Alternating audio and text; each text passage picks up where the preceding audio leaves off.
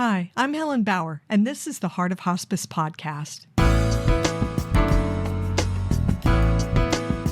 The Heart of Hospice podcast is your source for compassionate and informative discussions about hospice and end-of-life care.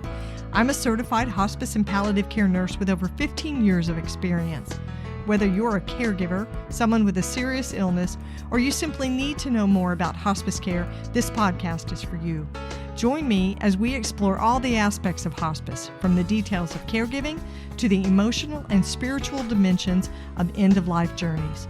For more resources and to connect with me, visit theheartofhospice.com and find us on Facebook, Instagram, and LinkedIn. Keep listening for today's episode.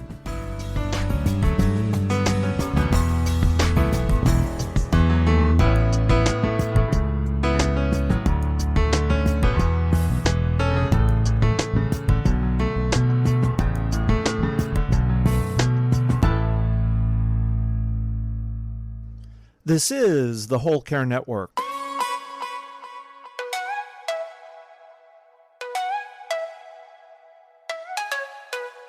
Helping you tell your story one podcast at a time. Content presented in the following podcast is for information purposes only. Views and opinions expressed in this podcast are solely those of the host and guest and may not represent the views and opinions of the Whole Care Network. Always consult with your physician for any medical advice, and always consult with your attorney for any legal advice. And thank you for listening to the Whole Care Network.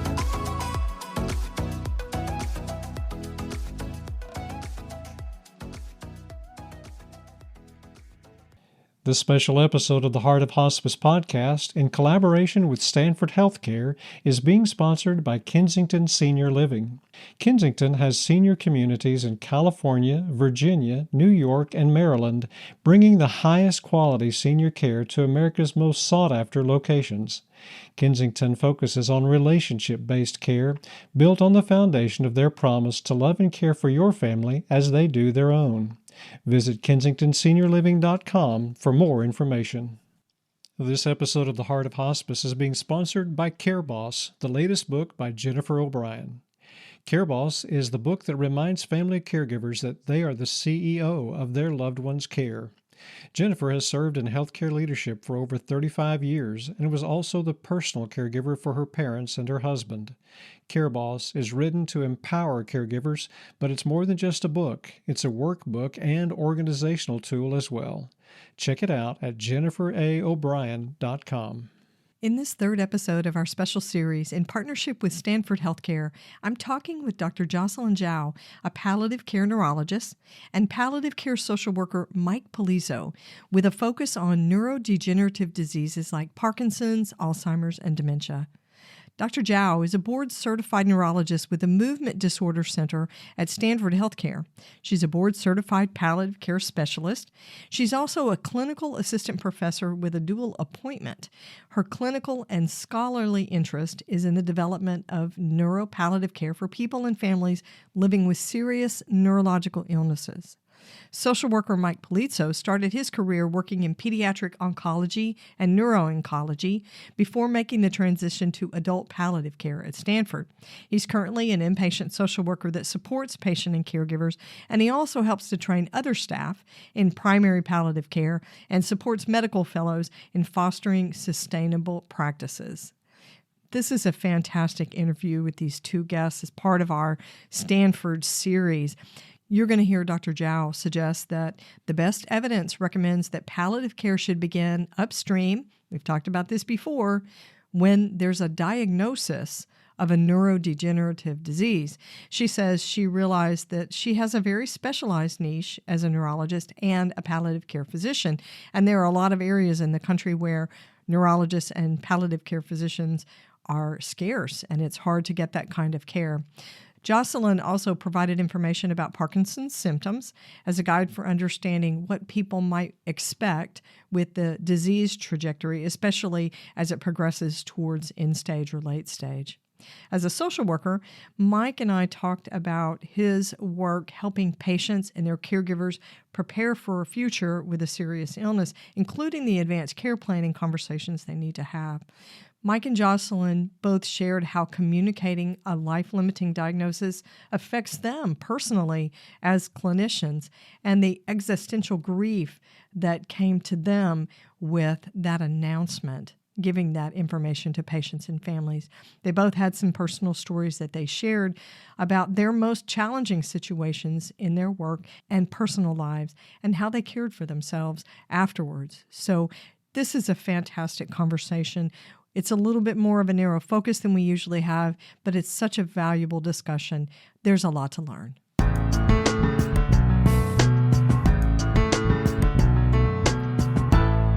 Jocelyn and Mike, welcome to the Heart of Hospice podcast. It's great to have you here. Thank you for having us. Thank you. Okay, we're going to take a deep dive. You guys said you were okay with a really deep question as a get-to-know-you question. So, Mike, I'm going to start with you. Great. All right, here we go. So your question is actually from the Conversation Project, from one of their tools. So it's an advanced care planning question. And it's, when I die, I want to be alone.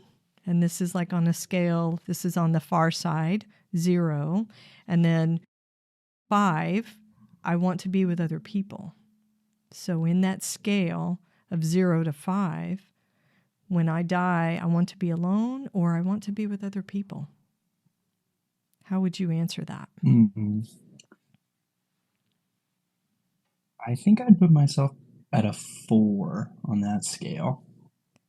I'd want to be around certain people, I think. Certain people. But I definitely don't want to be alone. But don't get crazy, right? It's not a 5. Don't sell tickets. Yeah, I'm not totally. Exactly. I like that. Okay, Jocelyn, how about you?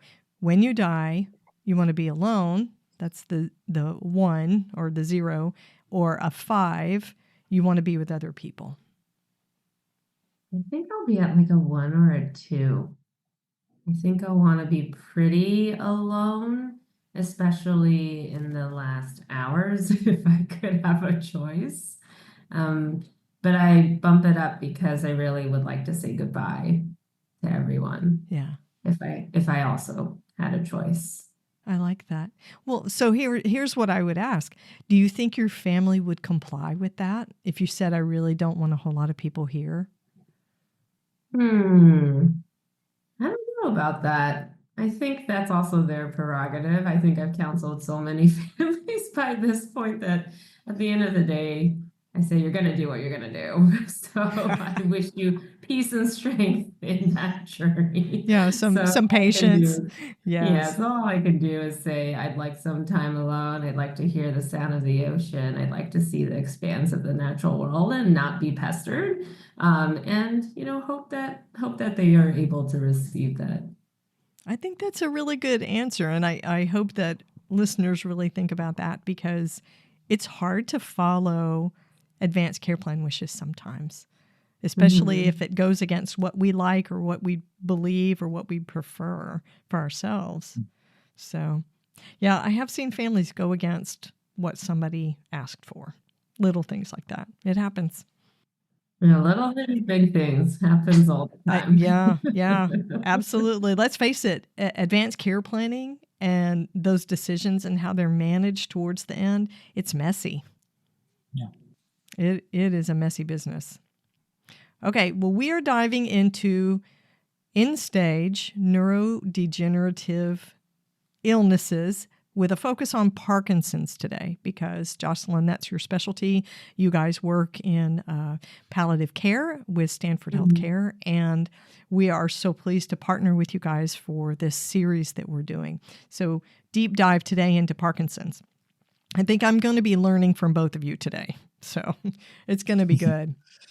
Jocelyn, we're going to start with you. So you are a palliative care specialist. This is your thing. This is your niche. How is palliative care integrated into the care of someone who has an end-stage neuro diagnosis like Parkinson's? How do you integrate palliative care into their care? Yeah, I think that, there are many, many implementation models of how palliative care can be integrated into comprehensive care for people living with Parkinson's disease or other kinds of neurodegenerative illnesses. I will say that over time, with mounting evidence.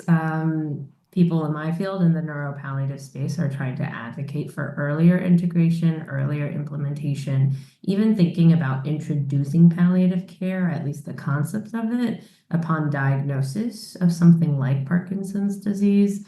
So that's the end goal, right? That's the pie in the sky, I think, vision that we all have. And there are many, many steps towards that point, and I will say in different institutions, different care settings, it's more feasible to do that, less feasible in others.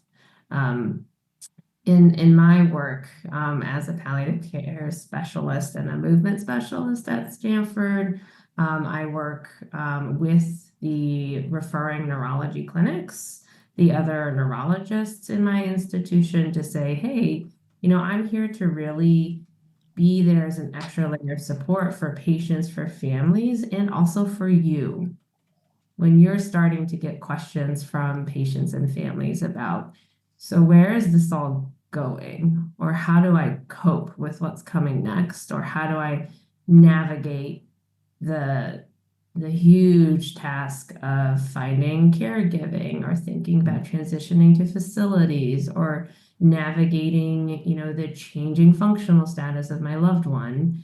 I try to at least insert myself into the conversation to say, hey, this is a moment in time in which adding another member to your team who can support your patients and your families might extend, what you as a neurologist are trying to do for your patients. So I really do think that, the critical inflection points in which palliative care can make the most impact on a patient's or a family's life are at those big decision points. And that can come, months, but often years before people reach the dying stage too. I will also say that I see many people who are kind of peri-hospice, meaning who are at the point in time that they're starting to enter that subacute dying phase as well. And my hope is just to also provide whatever support I can during that complicated and difficult transition process. I think the upstream concept is huge. I mean, hospice and palliative care both. We know that having those conversations earlier, having them at diagnosis is super important. At least you're introducing the idea so that when it's brought up again, I think it has less impact. I think it carries less grief for both the patient and the family caregivers if we have those conversations. Do you ever get pushback from patients and families or even other physicians that associate palliative care with end-of-life care, right? It's super confusing for a lot of folks. Do you ever get any pushback or confusion about that?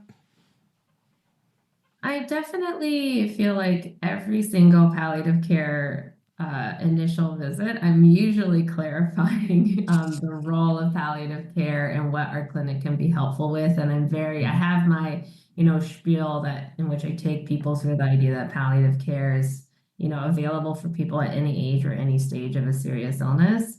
Because often, when I first meet families, they have, done a little bit of research and they've heard a little bit about palliative care and hospice, but it's easy to conflate those two terms. Within providers, I will say that there's also a range of expertise of that nuance of that spectrum between palliative care and hospice and thereafter as well. I'm lucky enough to be at an institution where I feel, that the Stanford Neurology Department has been hugely supportive of recognizing the importance and value of palliative care earlier on before end of life. So I think, thankfully, I'm able to develop, this neuropalliative clinic in fertile ground where a lot of providers already have a sense that palliative care can do more than, transition people to that end of life stage. So thankfully, like I said, a lot of that work has been done for me by, my predecessors and, my mentors in the field. It's really nice if you live in an area where that kind of palliative care support is available. But the reality is there are not enough practitioners. And I mean, so I practice in Texas. We have a lot of rural resident patients, and they don't have access to things like that. There's no palliative care team to help them. And really, I think we are lousy as an industry at really using palliative care at any stage, any age. What would you say to that? I would say that I think it's, I agree with the well-recognized need in the palliative care field that we have a workforce problem. And I will say, as a neurologist, we also have a huge workforce problem. The vast majority of people diagnosed with a neurodegenerative disease, whether it's Alzheimer's disease or Parkinson's disease, never see a neurologist. Let alone a movement disorder specialist like me who has specialist training in medication management and advanced therapies in Parkinson's disease. So within neurology, we already have a huge workforce imbalance between supply and demand. So I definitely recognize that I practice in a very, very specific environment, right? In which not only do my patients have access often to neurology specialists, they also have access to palliative care specialists. And within me, a neurology palliative care specialist, that's a unicorn kind of position. And I totally recognize that. And often I find that the way that I try to navigate that for myself is to go into the community, into whatever community is interested in meeting with me, whether that's local, whether that's regional, whether that's in California or not, just to talk about whatever people are interested in hearing about. So that they meet someone who's interested in what's going on in their patients and their families' lives. And hopefully that can, over time, spread the word. Yeah. Education, community education, so important. So important. Okay, so let's talk about what late stage, end stage Parkinson's looks like. And let's get a little atomic here, right? Because for a lot of our listeners, they may be family caregivers that can anticipate this with their person that they're caring for. What kind of things do you see with folks who are in stage or late stage Parkinson's patients? So as many of the families that I work with know, the journey for someone living with Parkinson's disease can look very different from person to person. There's an incredible amount of heterogeneity, even within that single diagnosis, that makes it difficult, for researchers, for clinicians to really give pinpoint advice for families, especially when they're earlier on in the diagnosis. So often when I'm giving counseling about what disease progression looks like, what to look for that tells us the disease is moving onwards, moving into its later stages, I often use the well-traveled analogy of a roadmap. Right? When you have a roadmap, you don't know exactly what the distances between the different markers are, but when you run into the landmark, right, that you are in a different place and that something is happening. And that is often, the visual kind of mind map, roadmap that I will use to think about these signs of later disease or even end-stage Parkinson's disease. So generally, one of the first major landmarks is loss of balance for people living with Parkinson's disease, because essentially if you lose your postural stability, you start needing an assistive device, and often it gets so much worse that you need the help of another person to spot you. That often is when people start to have falls. And falls can be a really traumatic experience for patients and often the family members too. So when my patients start losing their balance and start falling more, and our medication strategies are a little bit less effective in preventing that from happening, that's when I start to open up this conversation with families ideally. After those changes in independence and loss of balance or co-occurring with that are often the non-motor symptoms of Parkinson's disease that we don't have a lot of great treatments for. That includes changes to thinking and cognition, which usually manifest with difficulty with organization, multitasking, keeping to a plan, keeping focus on a task, which really impacts your day-to-day life, your ability to take your medications on time, your ability to keep your appointments, continue with the physical therapy exercises that all your doctors are telling you to do. And alongside the cognitive changes, can emerge other, I think, pretty quality of life impacting non-motor symptoms like labile blood pressure leading to more lightheadedness and falls, changes in swallowing. That can be very concerning for your healthcare team because they might predispose you to infections, and sometimes psychosis, behavioral changes, impulsivity. So often these other non-motor symptoms in the later stages of Parkinson's disease start to become the predominant focus for patients and their caregivers because they're really, really hard problems to manage. They really impact everybody's day-to-day life and the ecosystem of the home and the sense of wellness and well-being. And they're not easy to treat. So in these kinds of later stages, a lot of the focus is on managing these other advanced symptoms. And as people do progress with the disease, if they start developing certain clinical indicators like recurrent infections, recurrent hospitalizations, weight loss, loss of appetite, more issues with swallowing, more frequent falls and fractures, just becoming more vulnerable and frail and having less reserve. I often use the metaphor of less water in your tank, so that even a simple stressor like a flu can really knock you out and really make it difficult for people to fully to recover. That's when I start really thinking, okay, time is shortening. It's time to at least explore, what have people heard about hospice? What have people thought about what's important when time is growing shorter? If they have any particular wishes or hopes or worries for the end of life, that's when I think it's important to break open those conversations.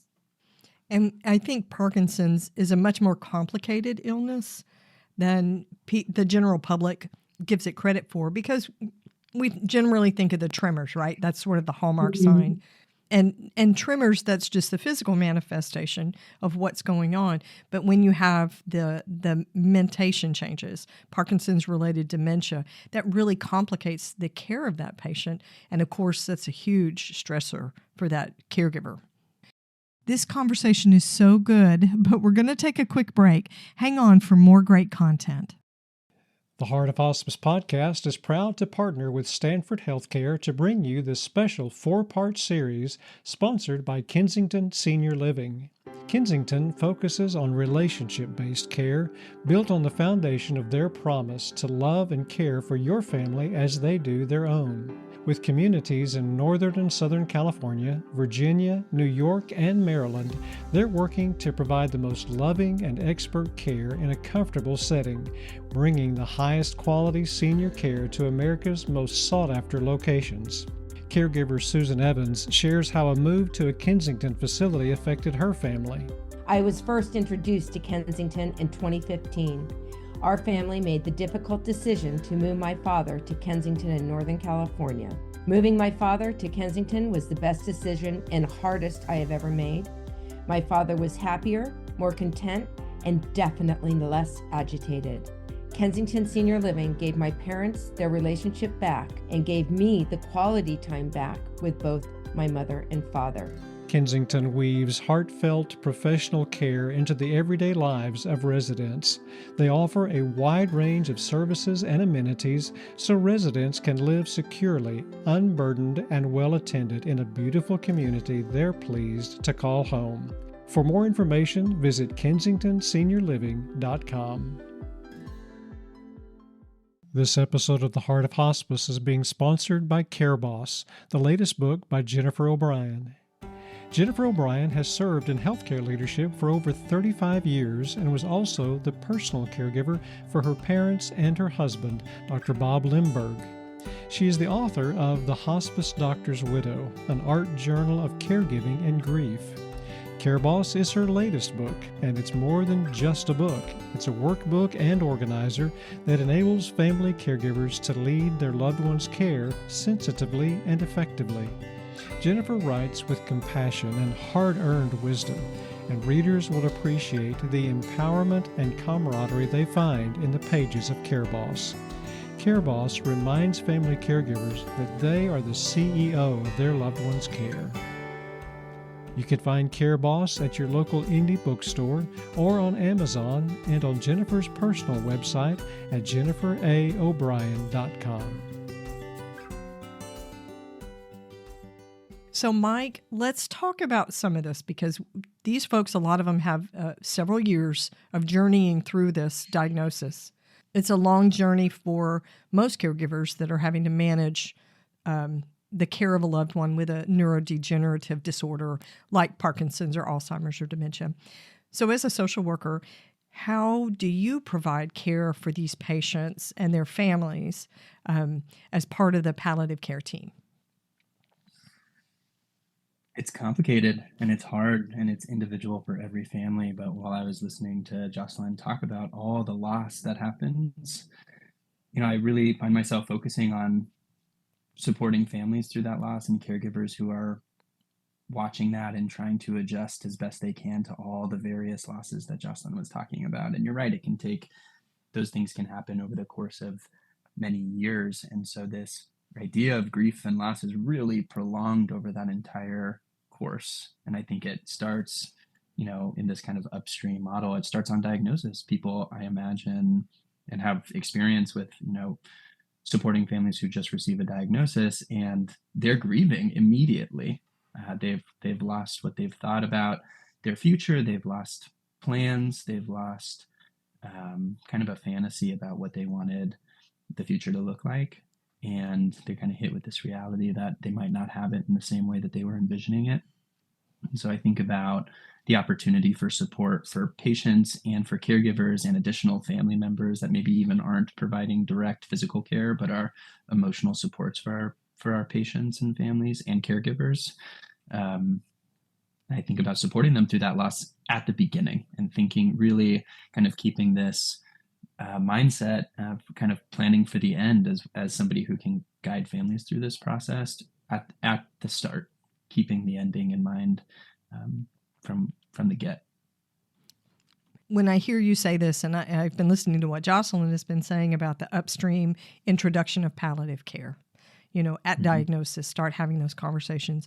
It sounds like having those conversations all along, even if they're not really in depth, but just introducing the topic, that would lessen the stress for a caregiver than if there's a catastrophic event like a fall with a fracture that results in a hospitalization and maybe pneumonia, things like that go along with a complication like that. If it's less stressful for a caregiver, if those conversations about palliative care and hospice have already been introduced, so there's a gradual, instead of here's an acute event and we're going to lay this out on you right now. One of the things we say here on the podcast is an ambulance is a terrible place to do advanced care planning. Right? Yeah. Those decisions in a crisis, they're so much harder. What would you add to that? I think there's just a lot of worry from providers, from caregivers, from patients when they hear about a serious illness diagnosis, Parkinson's included, and other neurodegenerative diseases, I imagine. There's just a lot of worry that we're going to cause additional stress and anxiety by talking about the fact that patients are, on the grand roadmap. There's one ending to this roadmap. And talking about dying feels like it might actually increase anxiety or increase worry for everyone. And I think, in the moment, it might be a distressing conversation. But to your point, I think the more that we can talk about it and support people through that conversation, the more empowered they are to participate actually in that process, and to it gives them opportunity to take advantage of choices that they might have, and those decision points, on the roadmap that Jocelyn is talking about. It hopefully empowers them to support their caregiver, or to support the patient, to support folks around the patient in a way that empowers them to participate and make decisions for themselves. But I think the worry is valid, because it is a hard conversation, and it can for be sure. a distressing thing. It's important to consider as providers, when we're feeling that worry that we might make things harder or worse by bringing up something we know to be true. It's important for us to check in with ourselves about that too, and acknowledge that worry and understand what that worry is doing to us, if it's making us avoid conversations or not. Maybe it's kind of that worry is a sign for us that we do need to talk about it. And so it kind of clues us in that we have more conversations to have with our patients and with their families and caregivers. And so I think the worry is actually a really important piece of this. I think that's completely legitimate. Jocelyn, what were you going to add? I was going to say, thinking about the worry that providers have, it really resonates with my own personal experience. I remember when I first was training in movement disorders as a subspecialty. I was doing my fellowship in movement disorders, and before that point in time, I had primarily worked as a neurology resident in the hospital, taking care of the sickest people who have a neurological condition. And then I moved to the outpatient setting, where I was meeting people in clinic, right? Meeting patients and families as they're coming in on their way to work, or, after dropping off their grandkids, and seeing them in their day-to-day life. And I remember, suddenly being the person in the room making a diagnosis of a life-limiting and chronic neurological disease that's not only going to lead to a shortened lifespan, but going to fundamentally change the way that people live and relate to the people most important to them. And I remember being in that position, learning and feeling completely overwhelmed by the existential grief that I was feeling in the room, and not knowing really how to process or metabolize it. I was so anxious about making these diagnoses. I remember I would just lie awake at night wondering, should I have gotten more testing? Should I have done this? Should I have done that? Because what you say changes people's lives in the way that they think of the people dearest to them. And that was so difficult, I think, as a person, as a provider, to gain comfort and traction with. It was completely unexpected too. No one told me ahead of time that I would be experiencing all of this countertransference, or whatever you call it. All that That's kind what it's of called. Grief. Yes. Okay, good. Thank you. My psychiatrist colleagues. Most people who are working in healthcare that work with people who are seriously ill or have a life-limiting illness, we're fairly empathic. And we always worry about causing people to lose hope. So if we have this persona where, we've got the professional thing going, and we keep the poker face, right? We keep the game face on when we're talking to our patients. It's always safe to assume that we walk out that door and we feel that loss with these people. We feel their loss, even if it's just an anticipated loss. None of this is easy, whether you're receiving it or whether you're the one delivering it. And I think it's important to validate that. Yeah. I will cite just one study that I have found very helpful for me, especially because it targets the patient population that I care for the most, which is people living with Parkinson's disease. This is a study by Kieran Tuck, I think from the late 20-teens, in which a survey was sent out to people living with Parkinson's disease in Oregon. And they were just asked, when would you want to talk with your neurologist about A, B, C, D? And people got to vote about their preference to talk about advanced care planning, about end-of-life options, about hospice, about disease progression. And I will say there was a spread. Some people really did share their preference was to wait to talk about all of those things until after the disease had progressed or until very late.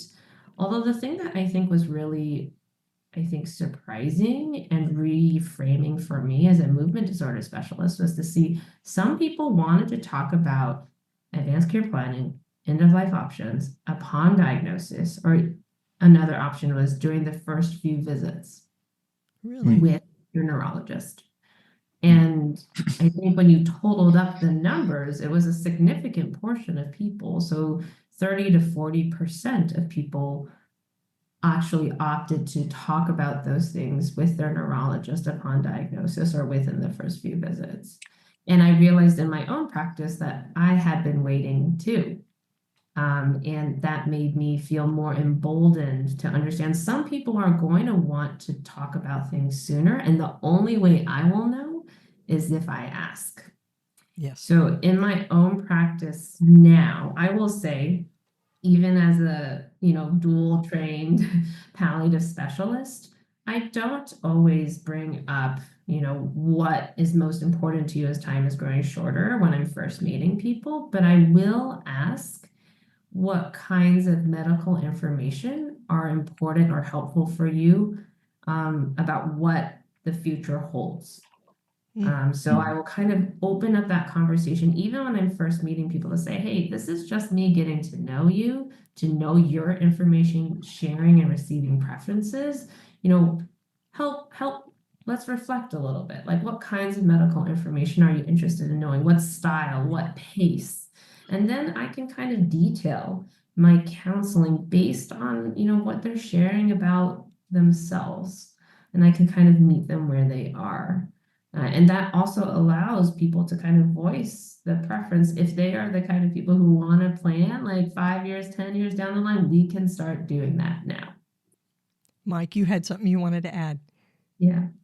I love that approach of asking preferences. And I'm just thinking about also like the role of curiosity and normalizing when we're asking preferences, kind of acknowledging as providers that this might be the first time somebody's been asked that question.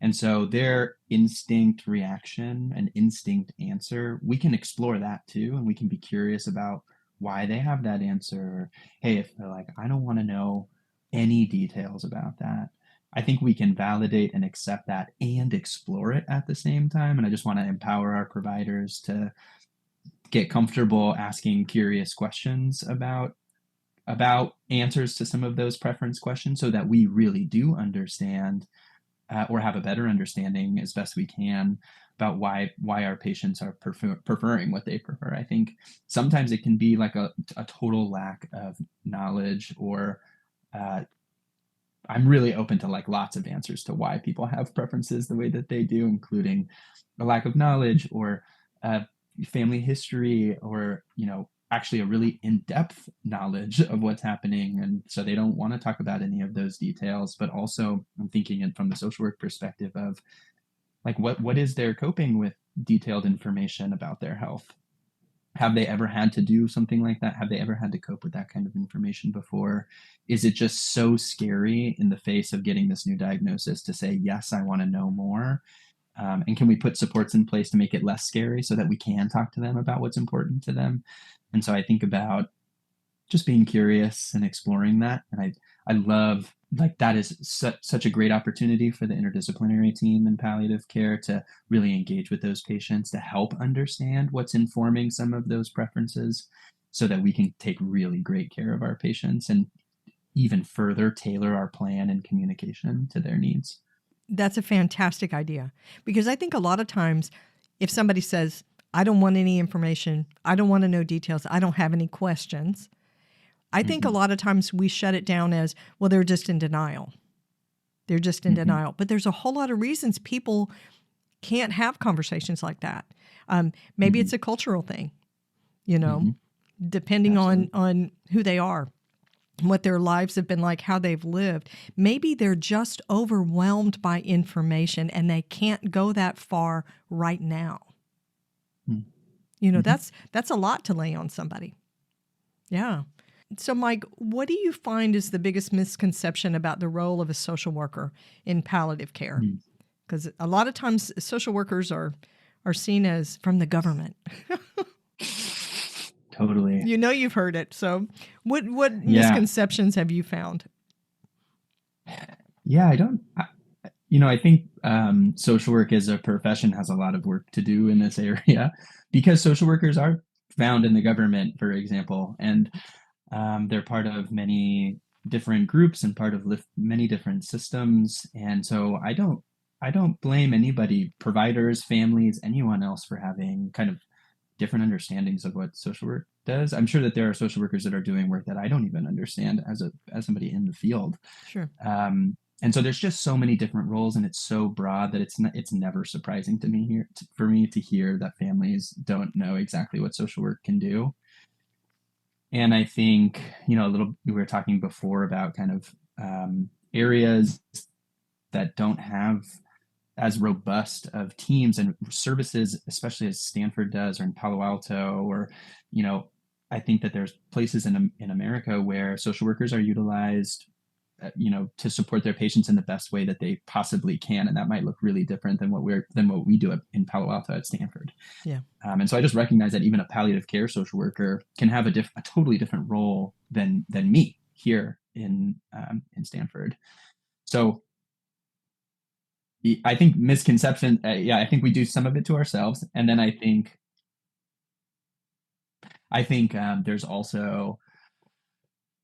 there's also misconceptions about the difference between palliative care social work and hospice social work, and some of the ways that I like to differentiate for patients that are asking lots of questions to help them understand the difference between palliative and hospice is, especially around social work, is I think about palliative care social work being available much earlier in somebody's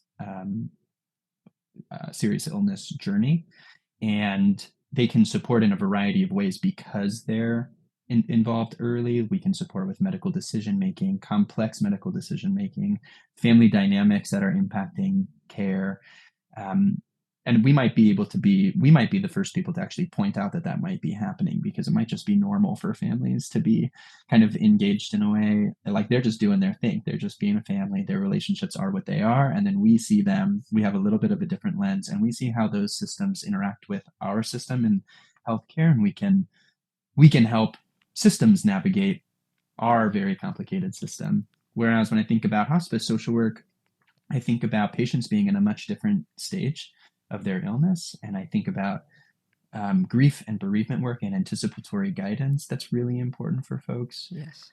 Nearing the end of their life. And so that's kind of how I differentiate the two clinical roles between palliative and hospice social work. Yeah, quite a bit more counseling when it comes to hospice social work. Yes. Yeah, okay, especially in that grief and bereavement space. Absolutely. And such a vital part of the care that hospice provides. Absolutely. Yeah. Okay, so we're going to dig a little deep now. Tell me about a time, Jocelyn, we'll start with you, when you experienced compassion fatigue and how you provided for your self-care. Okay, I'll tell you probably about one of the hardest experiences I've had in my life in my medical training, because I think it was a very formative experience, just as a forewarning. When I was a neurology resident, working in the neurocritical care unit, where people are being bridged through, if possible, an acute and neurologically devastating condition. So these are the very large life-ending strokes. These are the intracerebral, so the brain bleeds from various reasons. These are the sickest people that neurologists really take care of. I was taking care of, I think, a young-ish gentleman who was essentially brain dead, though so sick that we couldn't even finish our procedures that can declare brain death. He was so sick that he wouldn't even survive those procedures.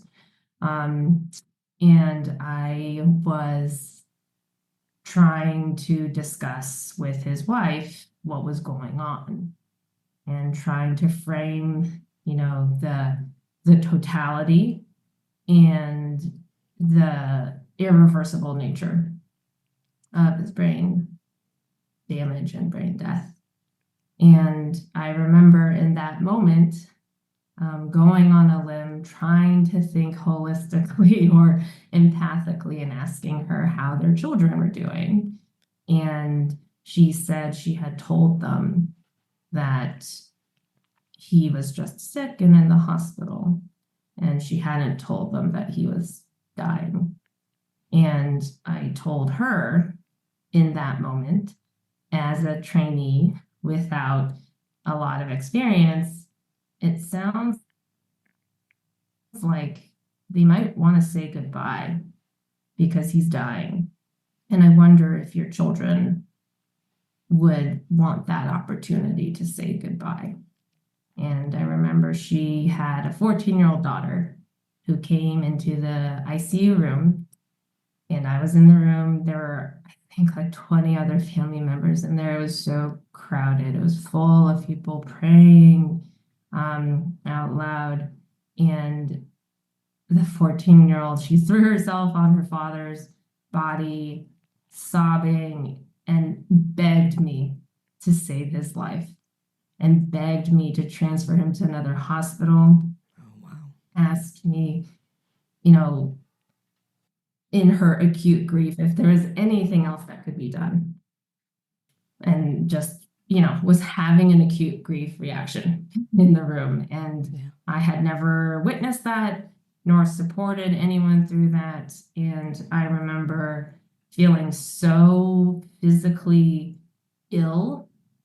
I got through the rest of the day, and then I remember probably a couple hours later, I felt so ill. I didn't know what was going on. I had to run out of the ICU. I took the elevators down to the basement where my call room was, and I thought I was going to vomit because I felt nauseous and I felt horrible, and I thought I'm coming down with an infection or something. And I got into the room and I started crying hysterically for around an hour, and then I went back up and finished my shift. And I remember after that feeling so conflicted because not only was it really difficult to witness because I was experiencing that kind of grief, but I was also really angry. I was angry at the patient's family. I was angry at the patient. I felt helpless and disappointed in myself that I wasn't able to provide some sort of magical healing experience, some sort of goodbye that I feel like on popular television seems to just happen when you get the right ingredients in the room. Touched by an angel kind of thing. Mm-hmm. Right. And I was angry at my failure to communicate, that what I considered to be the physiologic truth of the nature. And I was angry at myself, I think more than anything, for what I perceived to be traumatizing, a young woman who was losing her father. And that was a wound that for many years just couldn't heal over. I was so angry at myself. I felt like I'd really failed in a way that I didn't realize that I could fail. So that was really impactful for me.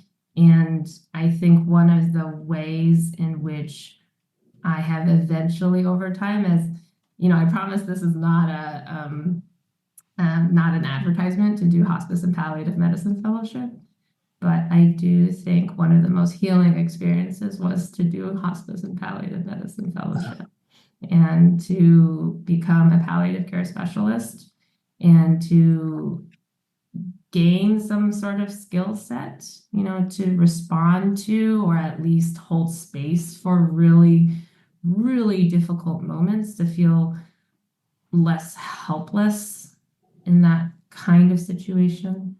And also to gradually over time learn to forgive my own past self for the person that I was at that time, as well-meaning or well-intended as I was. I was still very much in training, and didn't have the skills or the knowledge to really provide, I think, empathic care in that situation.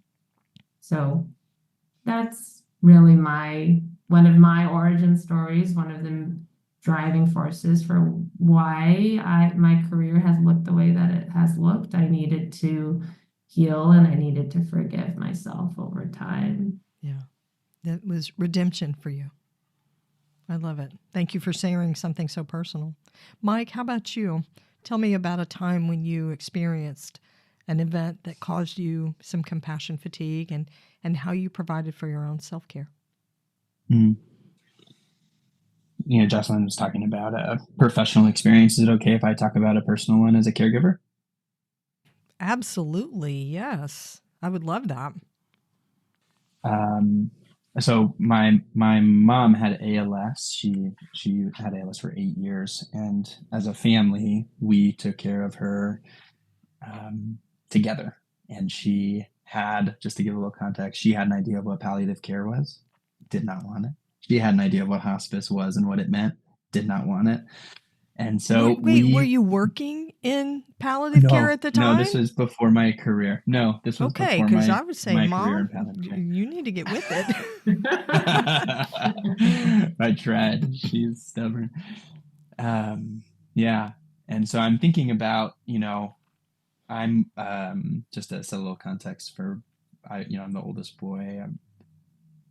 I'm the oldest of 5, and so the caregiving really fell onto my dad and my older sister and I.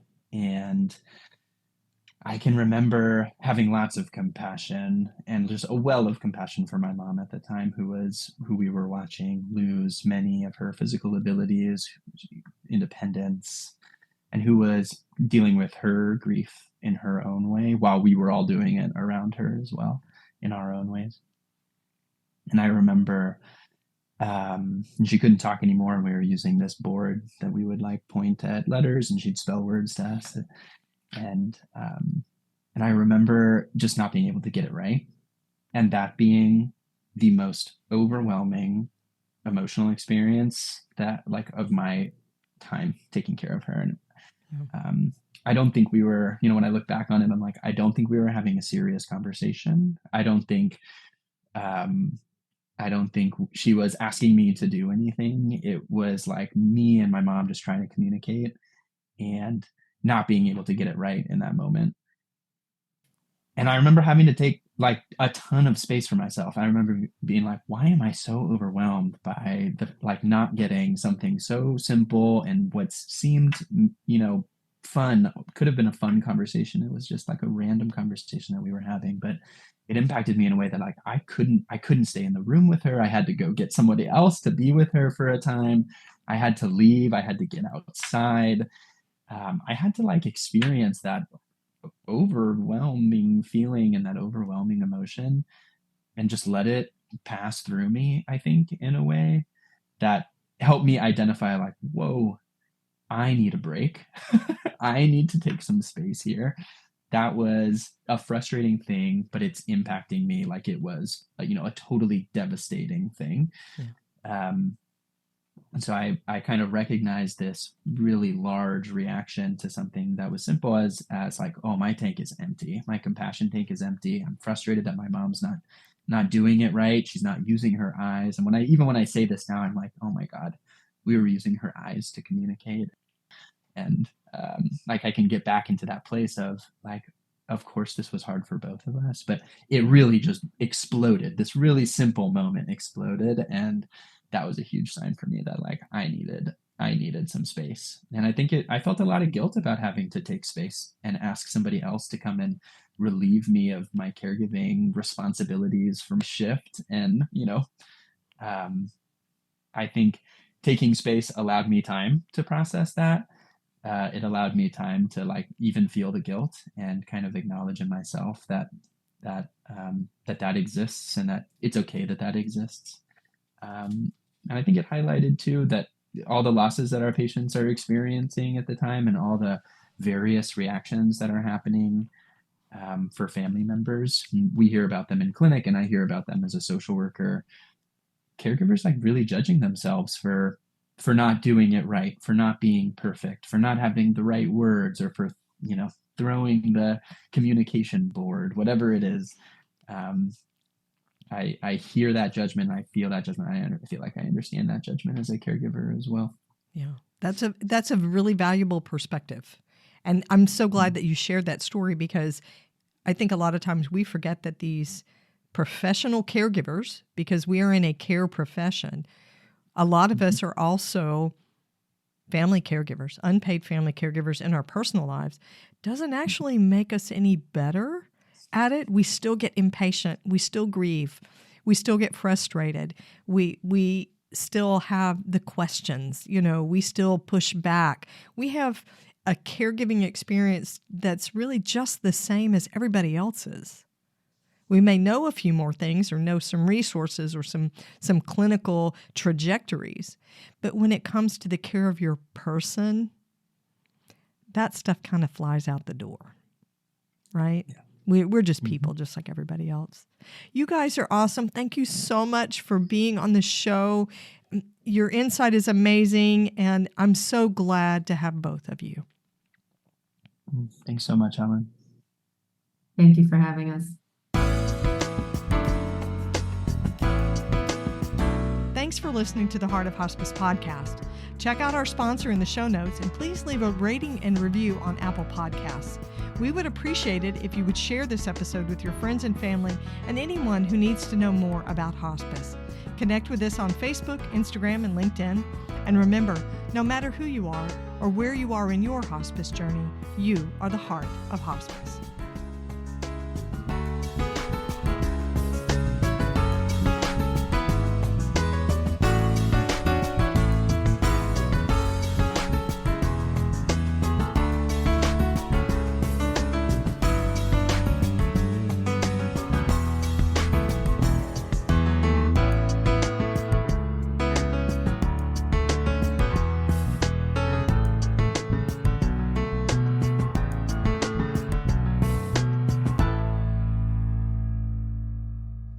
This is the Whole Care Network.